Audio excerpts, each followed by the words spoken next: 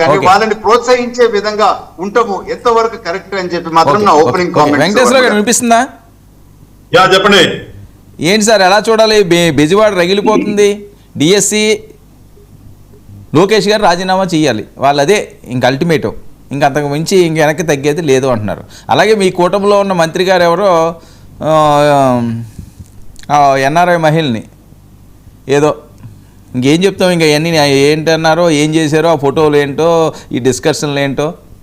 ఇప్పుడు వాళ్ళని అన్నారు బాగానే ఉంది, ఇక్కడ కూడా అలాంటివి జరుగుతుండడం రిపీట్గా వస్తుండడం. మొన్న మధ్య ఏవో కొన్ని వీడియోలు వచ్చినాయి వాళ్ళని అన్నారు, అంటే వాళ్ళని ఆదర్శంగా తీసుకుని వాళ్ళు చేశారు, మనం చేయకపోతే మనం ఇది కాదు అనుకుంటారేమో అని చేస్తున్నారా? ఏం మెసేజ్లు ఇస్తున్నారు అసలు ఈ రాజకీయ నాయకులు? వరుణ్ గారు, మీకు అలానే పెద్దలు పురుషోత్తం రెడ్డి గారికి, జూపడన్నకి, దీపక్ రెడ్డి గారికి శుభ సాయంత్రం. మనం విలువల గురించి మాట్లాడుకోవాలంటే అది చాలా పెద్దది. మీరు విలువల గురించి ఒకటి పెడితే కాసేపు మాట్లాడుకునేవాళ్ళం.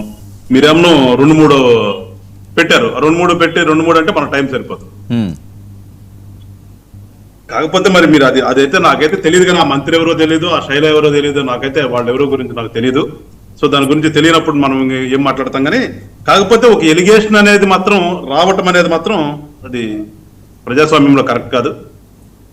ఎవరో ఏంటో తెలియదు, తెలియకపోయినప్పటికీ కూడా నేను మాట్లాడదలుచుకున్నది ఏంటంటే, మనం రాజకీయ జీవితంలోకి వచ్చిన తర్వాత ప్రజలకి ఏదో సేవ చేద్దామని వచ్చి ఈ యొక్క అధికారంతో అలాంటి పనులు చేస్తే కనుక అది ఎట్లాగూ సమర్థనీయం కాదు. పొరపాటు కూడా ఎవరైనా కానీ రాజకీయ అధికారాన్ని అడ్డం పెట్టుకుని అలాంటి పిచ్చి పనులు చేయడం అనేది ఎప్పుడు సమర్థనీయం కాదు. అసలు అలాంటి వాళ్ళు రాజకీయాల్లో ఉండటానికి కూడా అనర్హులు. మనిషి వ్యక్తిగతం వేరు, వ్యక్తిగతాలు ఉంటాయి. వ్యక్తిగతాలు మనం ఎవరు అనడానికి లేదు. మంత్రి అయినంత మాత్రం ఇంకేమి మనిషే కాబట్టి ఉండకూడదంటే అది వేరు, అది ఆ ఆస్పెక్ట్ వేరు.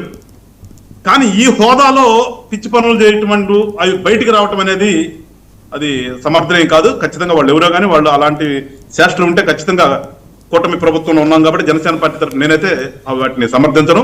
అలాంటి వాళ్ళ మీద ఖచ్చితంగా చర్యలు తీసుకోవాలని కూడా చెప్తాను నేను. ఎందుకంటే అవి సమాజంలో ఒక విధమైనటువంటి దారికి తీసేటటువంటి పరిణామాలు అన్నీ కూడా. ఇప్పుడు ఏ పార్టీ అయినా కానీ, ఇప్పుడు మా పార్టీలో ఎవరైనా ఒకటి చేస్తే పార్టీ మొత్తానికి వస్తుంది. అట్లా ఏ పార్టీ అయినా సరే ఒక పార్టీ చేస్తే ఆ ఒక వ్యక్తి చేసినటువంటి చర్యలు పార్టీలో ఉన్నటువంటి అందరికి కూడా అంటుకునేటటువంటి ప్రమాదం ఉంది. కాబట్టి దాన్ని ఎప్పుడు కూడా సమర్థనీయం కాదు. దాన్ని మనం ఎప్పుడు కూడా వెల్కమ్ చెప్పకూడదు, వాటిని పక్కన పడేయాలి. అది ఖచ్చితంగా ఎవరో మరి వాళ్ళే రిగ్రెట్ చేసుకుని ఏం చేస్తారో చూద్దాం. ఎందుకంటే ఎవరో హూ ఈజ్ దోస్ పీపుల్ అనేది ఐ డోంట్ నో. అలాంటప్పుడు మనం దాని గురించి ఇంకా పెద్దగా మాట్లాడాలి. ఇకపోతే మీరు జగన్ గారి పరామర్శలు అన్నారు. జగన్ గారి పరామర్శలు కాదు, లోకేష్ గారు రాజీనామా అంటున్నారు వాళ్ళు. లోకేష్ గారు రాజీనామా సహజంగా వాళ్ళు ప్రతిపక్షంలో ఉన్నారు కాబట్టి ఏదో ఒకటి చేయాలి కాబట్టి చేస్తున్నారు. నేనేమంటానంటే ప్రతిపక్షంగా మీరు ఖచ్చితంగా ప్రభుత్వంలో ఏమైనా తప్పులు జరిగితే మీరు ఎత్తి చూపాలి. అది బాధ్యత, ప్రతిపక్ష బాధ్యత అది ప్రజాస్వామ్యంలో. అందుకే కదా ప్రతిపక్షం అనేది. సరే ఇక్కడంటే ప్రతిపక్ష హోదా లేదని చెప్పేసి జగన్మోహన్ రెడ్డి గారికి ఇవ్వలేదు, లేకపోతే ప్రతిపక్ష హోదా అయితే కేబినెట్ ర్యాంక్ అంటే అది కూడా. సో అంత ప్రాముఖ్యత ఉన్నటువంటిది ప్రతిపక్ష పాత్ర. అధికారం కంటే కూడా నిజంగా చెప్పాలంటే ప్రతిపక్ష పాత్ర చాలా టఫ్. అలాంటి పాత్రని మరి వాళ్ళు చేయాలి కాబట్టి చేయండి, కాదు అంట్లో మేము. కాకపోతే ఏదైతే ఒక ఎలిగేషన్ తీసుకొచ్చారో ఆ ఎలిగేషన్ ని మీరు కొన్ని చెప్పారు. మీరు కొన్ని చెప్పిన తర్వాత ప్రభుత్వం తరపు నుంచి అధికారులందరూ కూడా ఆ డిఎస్సి సెలక్షన్ కమిటీ ఏదైతే ఉందో ఆ సెలక్షన్ కమిటీకి సంబంధించినటువంటి టాప్ మోస్ట్ అధికారులందరూ కూడా కూర్చుని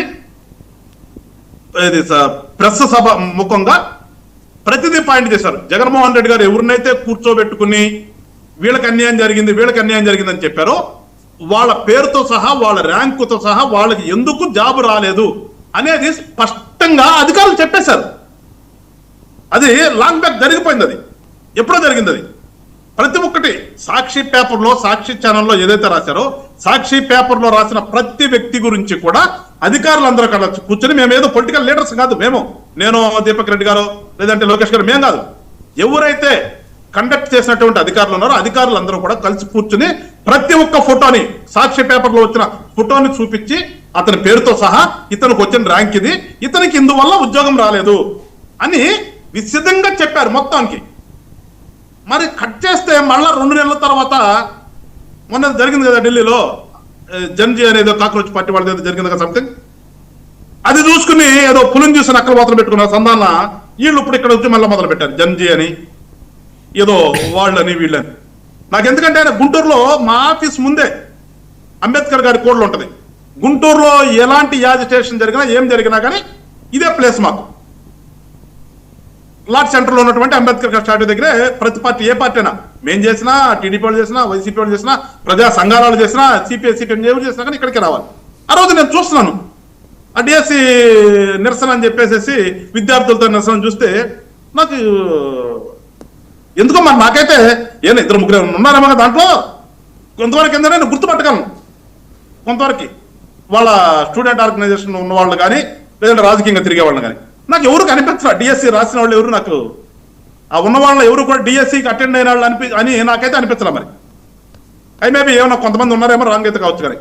కానీ నేనేమంటానంటే ఎక్కడా డిఎస్సి వాళ్ళు లేకుండా మీరు పార్టీ తరఫున చేస్తున్నారు, పార్టీ తరఫున చేయండి, రైట్ గా పార్టీ తరఫున చేయండి.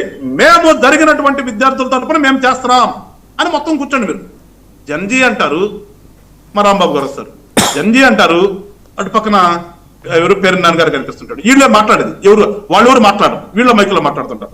ఎట్లా వీళ్ళు మీరు డైరెక్ట్ గా మీరు ఎస్ జరిగింది, మేము లోకేష్ గారు రిజైన్ చేస్తామని ఇంకోటి పెట్టుకుని మీరు చేయండి రైట్ గా. అది కానీ పేరు కూడా పెడతారు, ఉండేదంతా వీళ్ళు. తీసుకొచ్చేది ఎవరిని తీసుకొస్తారో మాకు తెలుసు, ఎందుకంటే పొలిటికల్ గా చూస్తున్నాం. ఏదైనా ఒక ర్యాలీ చేయాలంటే జనాన్ని ఎట్లా తీసుకొస్తున్నారు, ఏం చేస్తారు అనేది తెలిసిన వాళ్ళం కానీ తెలిసిన విధంగానే మాట్లాడుతున్నాను. నేనేమి ఇంకోటి చెప్పదలుచుకోవాలి, వాస్తవాలు చెప్పదలుచుకున్నాను. ఎందుకు అన్నట్లా మీరు ఆల్రెడీ అధికారులు చెప్పినప్పుడు 2 నెలల వరకు ఏమీ మాట్లాడలేదు ఎవరు కూడా. కోర్టుకు వెళ్ళే వాళ్ళు ఇప్పుడు వెళ్తారు, నిన్నపోయారు ఎవరు ఒక ఎమ్మెల్సీ, నిన్నపోతే ఆ రిటైర్ అయిందో అందరూ తెలుసు మనకి. ఏ రకంగా కామెంట్ చేసిందో కోర్టు, ఎందుకు మళ్ళీ మెలకొని కూర్చోని చూస్తున్నాం. నేను అనేది ఏంటి, మీరు ప్రతిపక్ష పాత్ర అంటే పోషించండి, బట్ వేరే ఎందుకు అనవసరమైన అన్రెస్ట్. మీరు టౌన్ లోనే కదా, ఈ టౌన్ లో కూర్చుంటారు, ట్రాఫిక్ ఆపుతారు. ఇక జగన్మోహన్ రెడ్డి గారు వస్తే ఏ రకంగా జరుగుతుందో చూస్తున్నాం. వీళ్ళు కూడా వచ్చేసి ముందు ట్రాఫిక్ కాపాలి, కాసేపు ట్రాఫిక్ కాపాలి, కాసేపు ఆ గంట జనం ఇబ్బంది పడాలి, ఇబ్బంది పడిన తర్వాత వీళ్ళ దాన్ని వెళ్ళిపోతారు. ఇలాంటివి ఎందుకంటున్నాను, కన్స్ట్రక్టివ్ గా మీరు చెయ్యండి. నిజంగా జరిగిందని రాసి అటెండ్ అయిన వాళ్ళు ఊరికి సాక్షి పేపర్లో వస్తున్నారు తప్పితే ఎక్కడ కనిపించరా మనకి. ఏ కోర్టులోని పిటిషన్ వాళ్ళ ఇంతవరకు వేయలేదే, వేసారని చెప్తారు, వేస్తే వాళ్ళు కూడా వైసీపీ వాళ్ళు తీసుకొని చేస్తారు కానీ వాళ్ళందరికీ వాళ్ళు రావట్లేదే. వాళ్ళకి తెలుసు ఏం జరిగింది, మనకి ఎందుకు రాలేదనేది.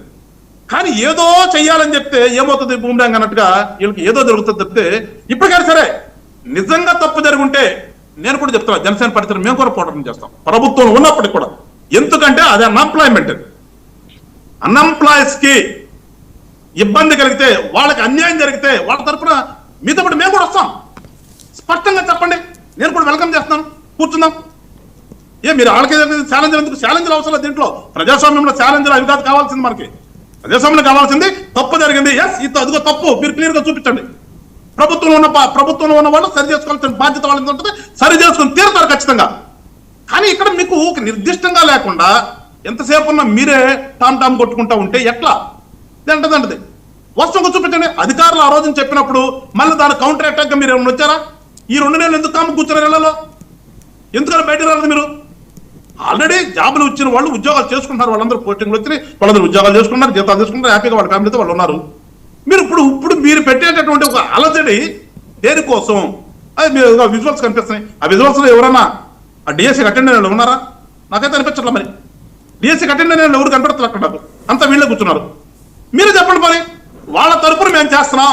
ఓకే, డిఎస్సీకి అటెండ్ అయిన వాళ్ళ తరపున వాళ్ళందరూ భయపడుతున్నారు, కుర్రాళ్ళు కాబట్టి, లేదంటే చదువుకునే వాళ్ళు కాబట్టి, మళ్ళీ రేపు ఉద్యోగానికి అటెండ్ కావాలి కాబట్టి ఏమైనా చేస్తారేమో అని వాళ్ళ తరపు మేము చేస్తామని చెప్పండి. మీరు చెప్పేదాన్ని రోడ్డు మీద అందరూ వచ్చారు, మొత్తం ఇబ్బంది పడిన వాళ్ళందరూ రోడ్డు మీదకి వచ్చారని చెప్పటమను కూర్చుందా? మీరు అట్లెందుకన్నా? ఏదైనా ప్రజాస్వామ్యంగా చేద్దాం. ప్రజాస్వామ్యంలో తప్పులు జరగవచ్చు, జరగవని ఎక్కడ ఉండదు, కొన్నిసార్లు తప్పులు జరుగుతాయి. కానీ దాన్ని సరి చేసుకోవటంలోనే రాజకీయ నాయకుల లక్షణం ఉంటుంది. రాజకీయ నాయకులు అనిపించుకుంటాం, ఏ మనిషివే కదా, తప్పు జరిగితే ఓకే, తప్పు జరిగింది సరి చేస్తారంటే అయిపోయింది. అట్లా మీరు తప్పు జరిగిందని చూపించడానికి ఇవాళ వచ్చి మళ్ళీ 2 నెలలు 3 నెలల తర్వాత ఇవాళ వచ్చేసి రైట్ రైట్ వెంకటేశ్వర గారు చర్చిద్దాం. గాదే గారు, సారీ జూపూడి గారు. సార్